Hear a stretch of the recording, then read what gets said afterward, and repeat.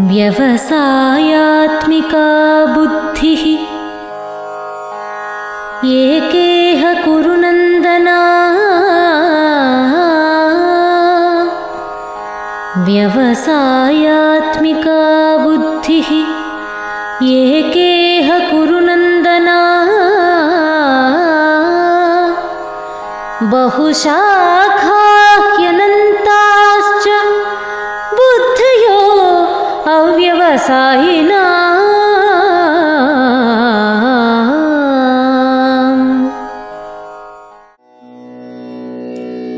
तेषां सततयुक्तानां भजतां प्रीतिपूर्वकम्।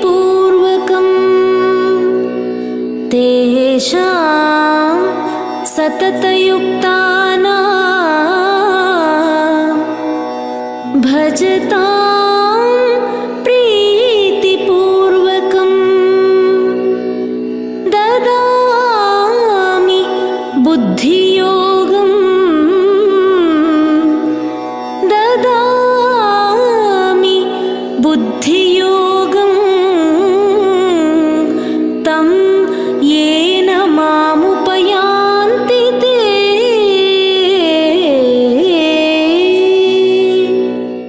ओम शांति। श्रीमद् भगवद गीता में रुचि रखने वाले सभी भाई और बहनों को सादर प्रणाम। भगवान उवाच तमसोमा ज्योतिर्गमया कार्यक्रम में आपका फिर से स्वागत है। पिछले एपिसोड से हमने जिन दो अद्भुत श्लोकों को टैगलाइन के रूप में रखा है वे दिव्य बुद्धि की विशिष्टता को दर्शाते हैं, जो भगवान ने 84 योनियों में से केवल मनुष्य को प्रदान की है। गीता प्रेमी और गीता प्रचारक, जिज्ञासु और भक्त जो भगवान को पाने और अनुभव करने इच्छुक है, वे किसी भी परिस्थिति में इन श्लोकों द्वारा प्रकट किए गए गहन तत्व को नज़रअंदाज या हल्के में नहीं ले सकते, क्योंकि जो लोग पूरी तरह से अपना बुद्धि रूपी नेत्र बंद करके अंधविश्वास या मूढ़ विश्वास में चलते हैं, वे आध्यात्मिक और धार्मिक जगत में कितना भी प्रयास करे, भक्ति के कर्मकांड करे, इस माध्यम से वे भगवान के वास्तविक स्वरूप को पहचान नहीं सकते हैं। सभी को इस महत्वपूर्ण बात को गंभीरता से लेना चाहिए। पिछले 6 एपिसोड्स से हम इस मुद्दे पर चर्चा कर रहे हैं कि परमात्मा या भगवान का वास्तविक स्वरूप साकार है या निराकार। गीता सत्य एवं आधारभूत प्रमाणों के साथ इस बात को सिद्ध करती है कि परमात्मा या भगवान का वास्तविक स्वरूप षड्गुणैश्वर्य अलौकिक निर्गुण निराकार अखंड ज्योतिर्बिंदु स्वरूप है। परंतु आज के भक्त एवं कई लोगों का मानना है कि भगवान का सत्य स्वरूप साकार है, किंतु इस बात का पुष्टि के लिए कोई ठोस सबूत या प्रमाण नहीं है जो स्वीकार योग्य हो, पर केवल अपनी मन की भावना के आधार पर ही इस बात पर जोर देते हैं कि परमात्मा या भगवान का वास्तविक स्वरूप साकार है। ऐसे भक्तों को भी परमात्मा या भगवान को प्राप्त और अनुभव करने में सक्षम होने की प्रक्रिया का वर्णन स्वयं परमात्मा या भगवान ने गीता के 11वें अध्याय के 54 और 55 श्लोक और 12वें अध्याय के प्रथम 12 श्लोक अर्थात कुल मिलाकर 14 श्लोकों में स्पष्ट किया है। गीता प्रेमी और गीता प्रचारक, जिज्ञासु और भक्त जो भगवान के वास्तविक स्वरूप को पहचानने और उनकी प्राप्त और अनुभव करने के लिए दृढ़ है, उन्हें किसी भी परिस्थिति में इन 14 श्लोकों में प्रकट गहन तत्व को नज़रअंदाज या हल्के में नहीं लेना चाहिए। उन्हें स्वयं परमात्मा या भगवान द्वारा पूर्ण अधिकार और प्रचुर स्पष्टता अर्थात absolute authority and abundant clarity के साथ घोषित की गई 3 सबसे गहन और सबसे महत्वपूर्ण बातों पर विशेष ध्यान देना चाहिए। वे 3 सबसे रहस्यमयी बातें क्या है? पहले विषय, गीता में 9वें अध्याय 17वां श्लोक में पिताहमस्य जगतः माता पंक्ति स्पष्ट रूप से साबित करती है कि केवल एक ही परमात्मा या भगवान है जो आज इस ग्रह पर रहने वाले 800 करोड़ मनुष्यों का माता और पिता है। दूसरे विषय है, 11वां अध्याय 43 श्लोक में अर्जुन भी पितासि लोकस्य चराचरस्य पंक्ति के माध्यम से समस्त मानव जाति के एक ही पिता है, इस बात की पुष्टि करते हैं। वर्तमान में भी विभिन्न धर्मों के लोग अपनी प्रार्थना में त्वमेव माता च पिता त्वमेव हेवनली गॉड फादर अल्लाह अकबर एक ओंकार जैसे शब्दों से उसी सत्य का समर्थन करते हैं। ये त्रिआयामी प्रमाण एक इसी बात को स्पष्ट करता है। जैसा कि हमने बार बार उल्लेख किया है, ये 2 श्लोक इस गुह्य सत्य को स्पष्ट करते हैं कि इस ग्रह पर 800 करोड़ मनुष्य एक ही परमात्मा या भगवान की संतान है। इसका अर्थ है कि प्रत्येक मनुष्य को परमात्मा या भगवान को प्राप्त और अनुभव करने का पूर्ण योग्यता और अधिकार है, और इस सच्चाई को कोई भी नज़रअंदाज नहीं कर सकते कि आप भी और हम भी इसमें शामिल है। दूसरा विषय पर आते हैं। जैसा कि हमने इस एपिसोड्स में कई बार आपका ध्यान आकर्षित किया है, 7वां अध्याय का 3रा श्लोक की अंतिम पंक्ति माम वेत्ति तत्वतः यह गुह्य सत्य को स्पष्ट करता है कि भगवान के वास्तविक स्वरूप को इस सृष्टि के करोड़ों मनुष्यों में केवल बहुत थोड़े लोग तत्व अर्थात सत्य और तर्क के आधार पर जानते हैं। अब आते हैं तीसरे विषय पर।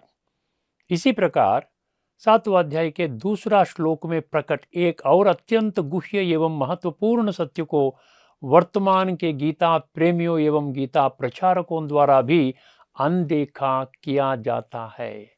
वह क्या है? गीता के 574 श्लोकों के रूप में स्वयं भगवान द्वारा सिखाया गया संपूर्ण आध्यात्मिक ज्ञान और विज्ञान अर्थात complete spiritual knowledge and wisdom वर्तमान में इस ग्रह पर रहने वाले 800 करोड़ लोगों के आध्यात्मिक जागृति के लिए ही निर्देशित है। इस श्लोक की अंतिम पंक्ति यज्ञात्वा नेह भूयोन्यत् ज्ञातव्यम अवशिष्यते इस सत्य का समर्थन करती है कि जो कोई भी गीता द्वारा प्रकट किए गए पूर्ण आध्यात्मिक ज्ञान और विज्ञान को अच्छी तरह से समझता है और जीवन में उतारने का प्रयास करता है, उसे परमात्मा या भगवान का अनुभव करने का विषय में कोई अन्य धर्म ग्रंथ या शास्त्रों को पढ़ने या ज्ञान प्राप्त करने की जरूरत नहीं है। गीता प्रेमी और गीता प्रचारक जिज्ञासु और भक्त को किसी भी परिस्थिति में इन 3 श्लोकों द्वारा प्रकट किए गए गहन तत्व को नज़रअंदाज या हल्के में नहीं लेना चाहिए। इस अवसर पर सबसे महत्वपूर्ण और गंभीर बात जो हर किसी को नोट करनी चाहिए वह यह है कि गीता केवल पढ़ने, पारायण करने, सुनने और प्रचार करने के लिए बनाई गई पुस्तक नहीं है, जैसा कि आज तक सभी मानते आए हैं। जैसा स्वयं परमात्मा या भगवान गीता के 3रा अध्याय के 21 और 31 श्लोक और 9वें अध्याय का 2रा श्लोक में अधिकृत रूप से यह स्पष्ट किया है कि गीता 100% रूप से जीवन में आचरण में लाने का एकमात्र ग्रंथ है। गीता प्रेमी और गीता प्रचारक, जिज्ञासु और भक्त अब से गीता के इस मूल्य सत्य को पहचान लेना चाहिए और इसका भी प्रचार करना चाहिए। वर्तमान भक्तों को ध्यान देने योग्य एक और महत्वपूर्ण बात, हम सबका जीवन श्रेष्ठ एवं सुखी बनाने के लिए स्वयं परमात्मा या भगवान द्वारा सिखाए गए आध्यात्मिक ज्ञान एवं विज्ञान को दिल से अपनाकर उसका लाभ लेना, इससे बढ़कर कोई और कार्य हो सकता है क्या? अपनी विवेक बुद्धि से सोचा और समझा जाए तो यह बात स्पष्ट हो जाती है। जैसा कि हमने कई बार आपके ध्यान में लाया है कि आज के समाज में जाति, धर्म, नस्ल, रंग, वर्ग, लिंग, भाषा, देश आदि के भेदभाव को भूलकर 145 देशों में रहने वाले 20 लाख भाई और बहन जो ब्रह्मा कुमारी और ब्रह्मा कुमार के नाम से मशहूर है, वे गीता द्वारा सिखाए गए इस आध्यात्मिक मार्ग पर चलते हुए भगवान को प्राप्त और अनुभव कर रहे हैं। वर्तमान समय में वे स्वयं भगवान द्वारा गीता के माध्यम से सिखाए गए पूर्ण आध्यात्मिक ज्ञान और विज्ञान को स्पष्ट रूप से समझकर अपने जीवन को बेहतर बनाने का पवित्र कार्य में लगे हुए हैं। यह निर्विवाद एवं अकाट्य सत्य है, चाहे कोई माने या ना माने। वर्तमान आध्यात्मिक या धार्मिक दुनिया में कहीं भी आप इतने लाखों संख्या के लोग इस तरह एक ही मार्ग पर चलते हुए नहीं देखा होगा। वर्तमान समय के गीता प्रेमी और गीता प्रचारक, जिज्ञासु और भक्त जो भी सत्य, तर्क और अनुभव के आधार से बने इस मार्ग पर चलना चाहते हैं, वे अपने निकटतम ब्रह्मकुमारी राजयोग प्रशिक्षण केंद्र पर जा सकते हैं। फिर ब्रह्मकुमारी इस द्वारा परमात्मा या भगवान को पाने और अनुभव करने के कथन में कितनी सच्चाई है, या वे मिथ्या प्रचार कर भक्तों को गुमराह कर रहे हैं, इसका निर्धारण वे स्वयं ही कर सकते हैं। सृष्टि की नियंता, समस्त मानव जाति का एक ही माता पिता, ज्ञान का सागर, पतित पावन, दिव्य गुणों के सागर, सर्वशक्तिवान जो एक परमात्मा या भगवान है, उनकी प्राप्त और अनुभव गीता में छुपा हुआ गुह्य तत्व को जानने के अलावा किसी अन्य माध्यम से प्राप्त नहीं किया जा सकता है। इस गहन सत्य को गीता प्रेमियों सहित सभी भक्तों को पहचानना अति आवश्यक है। गीता प्रेमी और गीता प्रचारक, जिज्ञासु और भक्त इस स्वर्णिम अवसर को नहीं खोना चाहिए जो वर्तमान में स्वयं भगवान प्रदान कर रहे हैं। अभी नहीं तो कभी नहीं, नौ और नेवर। आइए इन महत्वपूर्ण बिंदुओं को ध्यान में रखते हुए इस एपिसोड में अपनी चर्चा जारी रखें। परमात्मा या भगवान के सत्य स्वरूप निराकार नहीं बल्कि साकार है, ऐसा मानने वाले भक्त इस धरती पर सबसे अधिक संख्या में मौजूद है, परंतु तत्व के आधार पर ऐसे बहुत कम लोग हैं जो परमात्मा या भगवान के षड्गुणैश्वर्य, अलौकिक, निर्गुण, निराकार, अखंड ज्योतिर्बिंदु स्वरूप को पहचानते हैं और उन्हें प्राप्त एवं अनुभव करते हैं, जैसा कि स्वयं भगवान ने 7वां अध्याय 3 श्लोक में स्पष्ट किया है। जैसा कि हम पहले ही कई बार बता चुके हैं, भगवान और भक्तों के बीच माता पिता और बच्चे का रिश्ता होता है। इसलिए जैसा परमात्मा या भगवान को प्राप्त करने के हकदार बच्चे बनते हैं, वैसा ही प्राप्त कराने का जिम्मेदारी स्वयं परमात्मा या भगवान पर रहता है। गीता के 12वें अध्याय, जिसे भक्ति योग कहते हैं, उसके 20 श्लोक वर्तमान में उन भक्तों को विशेष रूप से समर्पित किए गए हैं जो अंधविश्वास या मूढ़ विश्वास के कारण भगवान के वास्तविक स्वरूप जो षड्गुणैश्वर्य, अलौकिक, निर्गुण, निराकार, अखंड ज्योतिर्बिंदु स्वरूप है, उसको नहीं पहचान पाए हैं। अज्ञानी भक्तों को जगाने के लिए भगवान ने इस अध्याय के 8, 9, 10, 11 और 12 ये 5 श्लोक में विभिन्न वैकल्पिक मार्ग बताए हैं। आइए 12वां अध्याय के 8वां श्लोक और वही अध्याय के 9वें श्लोक में प्रकट गहन तत्व पर दोबारा गौर करें, जिसकी चर्चा हमने पिछली एपिसोड में की थी। 12वां अध्याय 8वां श्लोक में यह स्पष्ट किया गया है कि भक्त अपने मन और बुद्धि को पूरी तरह से भगवान पर संलग्न करने से ही उसे प्राप्त किया जा सकता। जो भक्त ऐसा करने में असफल रहते हैं, उनके लिए स्वयं भगवान ने एक और वैकल्पिक रास्ता 12वां अध्याय के 9वें श्लोक में बताया है। वह क्या है? ऐसे भक्तों को कहा गया कि भगवान की प्राप्ति करने के दृढ़ लक्ष्य और दृढ़ संकल्प के साथ गीता में वर्णित राजयोग का अभ्यास करना चाहिए। जो भक्त ऐसा करने में सफल होंगे उन्हें निश्चित रूप से भगवान की प्राप्ति और अनुभूति होगी।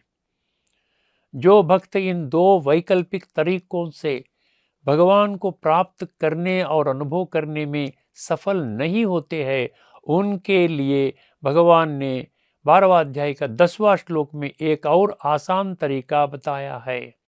उस श्लोक से प्रकट हुए तत्व पर चर्चा करने से पहले आइए एक बार उस श्लोक को सुन ले। अभ्यासेऽप्यसमर्थोऽसि मत्कर्म परमो भव। अभ्यासेऽप्यसमर्थोऽसि मत्कर्म परमो भव। मदर्थमपि कर्माणि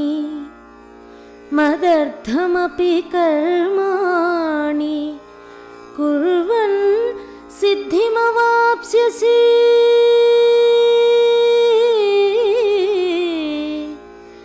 मदर्थमपि कर्माणि कुर्वन् सिद्धिमवाप्स्यसि।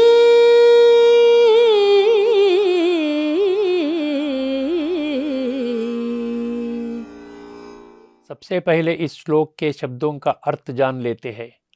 अभ्यासे अपि अर्थ यदि इस अभ्यास में भी असमर्थः असि, इसका अर्थ है असमर्थ हो। मत कर्म परमो भव, जो भी कर्म तुम करते हो केवल भगवान को ही सर्वोच्च मानकर करना है। मदर्थम, मेरे लिए इस प्रकार। कर्माणि अर्थात कर्म। कुर्वन्नपि, इसका अर्थ है करते हैं तो। सिद्धिम, मुझ परमात्मा या भगवान को प्राप्त करने की सिद्धि। अवाप्स्यसि, तुम्हें अवश्य प्राप्त करेंगे। इस श्लोक में मत्कर्म परमो और मदर्थमपि कर्माणि शब्द बहुत महत्वपूर्ण है। आइए उन शब्दों से प्रकट हुए गहन तत्व को समझने का प्रयास करें। इन दो शब्दों में मत अर्थात मेरे लिए, यह गुप्त रहस्य को फिर से समर्थन करता है कि इस संपूर्ण मानव सृष्टि का मैं एकमात्र भगवान हूँ। मत्कर्म परमो में परमो शब्द परमात्मा या भगवान की सर्वोच्च सत्ता का प्रतीक है, अर्थात इस सृष्टि में परमात्मा या भगवान से ऊंची शक्ति और कोई नहीं है। इसीलिए हमारे शास्त्रों में परमात्मा या भगवान को सर्वज्ञ अर्थात ओमनीशियंट और सर्वशक्तिवान अर्थात ओमनीपोटेंट के रूप में महिमा मंडित किया गया है। मत्कर्म परमो और मदर्थमपि कर्माणि शब्दों के माध्यम से स्वयं भगवान का ही यह आदेश है कि वर्तमान मनुष्यों का समस्त कर्म केवल मेरे लिए ही करना है। यदि दिव्य बुद्धि एवं सद्विवेक जागृत हो जाए तो यह गुह्य विषय स्पष्ट हो जाता है कि वास्तव में भगवान ऐसा क्यों कहा। इस अवसर पर गीता प्रेमी और गीता प्रचारक, जिज्ञासु और भक्त के लिए गीता के श्लोक 4वें अध्याय के 7 और 8 में प्रकट गुह्य तत्व ज्ञान को समझना आवश्यक है। जैसा कि 4वां अध्याय 8वां श्लोक में धर्म संस्थापनार्थाय संभवामि पंक्ति से यह स्पष्ट है कि जब जब इस सृष्टि में धर्म की अति ग्लानि होती है और अधर्म का बोलबाला होता है, अर्थात संपूर्ण मानव जाति तमो प्रधान अवस्था में धकेल दी जाती है और ऐसी अवस्था को ठीक करने के लिए कोई और उपाय या रास्ता नहीं दिखता है, ऐसी समय पर स्वयं भगवान ने उनका किया गया वादा अनुसार धर्म की पुनः स्थापना का दिव्य कर्तव्य करने हेतु इस सृष्टि पर अवतरित होते हैं। चूंकि भगवान का सत्य स्वरूप निराकार है, इसलिए उनका यह दिव्य कर्तव्य केवल उनकी संतान जो मनुष्य है उन द्वारा ही निभाया जाता है। मत्कर्म परमो और मदर्थमपि कर्माणि शब्द इस रहस्यमय सत्य को पुरजोर समर्थन करते हैं। चूंकि भगवान दिव्य गुणों का सागर, सर्वशक्तिवान और पतित पावन है, जो लोग भगवान का सत्य स्वरूप को गलती से साकार मानकर अब तक भगवान को प्राप्त और अनुभव करने में असफल रहते हैं, उन्हें बुरे या विषय विकारों से संबंधित कर्मों का तुरंत छोड़ देना चाहिए और केवल भगवान के धर्म स्थापन के कर्तव्य का समर्थन देने का कर्म करने में लग जाना चाहिए। इसका अर्थ है कि अब से उनके कर्म किसी भी परिस्थिति में अधर्मी या विषय विकारों से जुड़ा हुआ कर्म नहीं होनी चाहिए। इस प्रकार मदर्थमपि कर्माणि कुर्वन् सिद्धिमवाप्स्यसि पंक्ति इस रहस्यमय सत्य को स्पष्ट करती है कि बुरे कर्मों को त्याग कर केवल श्रेष्ठ कर्म करने से तुम्हें निश्चित रूप से मुझे प्राप्त करने की सिद्धि प्राप्त होगी। आइए इस श्लोक में प्रकट तत्व को समझने का प्रयास करें। जो भक्त लोग यदि इस राजयोग की प्रक्रिया द्वारा मन और बुद्धि को भगवान से जोड़ने का अभ्यास करने में भी असमर्थ है, तो वे लोग क्या करना चाहिए? भगवान को ही सर्वोच्च समझकर उसे प्राप्त करना ही जीवन का लक्ष्य और उद्देश्य रखते हुए वे भक्त लोग भगवान के धर्म स्थापना कर्तव्य के समर्थन में अनुष्ठान करना चाहिए। ऐसे करने वाले प्रति स्वयं भगवान वादा करते हैं कि मुझ भगवान को प्राप्त और अनुभव करने की सिद्धि बहुत आसानी से और निश्चित रूप से प्राप्त कर लेंगे। यदि वर्तमान के भक्त भगवान के दिव्य कर्तव्य के समर्थन में धर्मयुक्त कर्म करने में भी असमर्थ है, तो ऐसे भक्त भी भगवान को कैसे प्राप्त और अनुभव कर सकते हैं? भगवान ने स्वयं एक और आसान वैकल्पिक मार्ग का संकेत 12वां अध्याय के 11वां श्लोक में बताया है। आइए पहले वे श्लोक सुने। अथैतदप्यशक्तोऽसि कर्तुं मद्योगमाश्रितः अथैतदप्यशक्तोऽसि कर्तुं मद्योगमाश्रितः सर्वकर्मफलत्यागं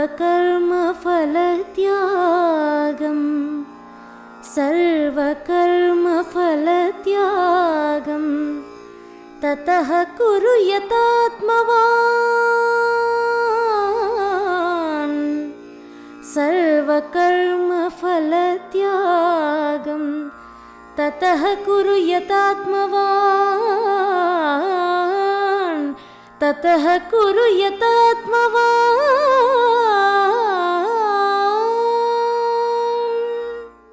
सबसे पहले श्लोक के शब्दों का अर्थ जान लेते हैं। अतः अर्थात यदि, एतत् इस प्रकार, मत योग मुझे प्राप्त करने का राजयोग, आश्रितः इस शब्द का अर्थ है सहारा लेकर, कर्तुम असि तुम करने के लिए, असक्तः अपि असमर्थ है, ततः तो यतात्मवान आत्मा का स्थिति में स्थिर होकर मन बुद्धि और इंद्रियों को वश करके सर्व कर्म फल त्यागम अर्थात सर्व कर्मों के फल का त्याग कुरु करो। इस श्लोक में यतात्मवान शब्द अत्यंत महत्वपूर्ण है। इस शब्द के माध्यम से भगवान को प्राप्त और अनुभव करने के लिए गीता के कई श्लोकों के माध्यम से प्रकट किए गए प्राथमिक आध्यात्मिक मूल सिद्धांत क्या है? मैं आत्मा हूँ, यह मेरा शरीर है। स्वयं भगवान एक बार इस सिद्धांत को फिर अपने भक्तों के ध्यान में ला रहे हैं। अर्थात जो भी भक्त भगवान को प्राप्त और अनुभव करना चाहता है, वह मैं कौन हूँ, इस एक प्रश्न का उत्तर मैं आत्मा हूँ, यह शरीर मेरा है, इस सूक्ष्म सत्य को पहचानना बहुत जरूरी है। क्योंकि समस्त मानव जाति इस समय मैं शरीर हूँ के भ्रम या भ्रांति में 24 घंटे और 365 दिन बिता रही है। इसी कारण वे भक्ति मार्ग में कितनी ही प्रकार से उपासना करने के बावजूद भी आज तक परमात्मा या भगवान के यथार्थ स्वरूप को नहीं पहचान पाए हैं। इस श्लोक में एक और अत्यंत सूक्ष्म दिशा निर्देश प्रकट किया गया है। वह क्या है? सर्व कर्म फल त्यागम। देह भान में रहकर कर्म करने वाला प्रत्येक व्यक्ति निश्चित रूप से कर्म के परिणाम या फल को ध्यान में रखकर ही कर्म करते हैं। ऐसे लोगों के लिए अनुष्ठान करना और उनके फल का त्याग करना बेहद कठिन होता है। इसीलिए जैसा कि यथात्मवान शब्द में स्पष्ट होता है, केवल बहुत कम भक्त जो आत्मा अनुभव की स्थिति में रहते हैं वे ही इस दिशा निर्देश को लागू करने में सक्षम होते हैं। गीता के 25 श्लोकों में कर्म फल त्यागम का उल्लेख इस बात को भगवान द्वारा दिए गए महत्व को दर्शाता है। आइए इस श्लोक में प्रकट तत्व को समझने का प्रयास करें।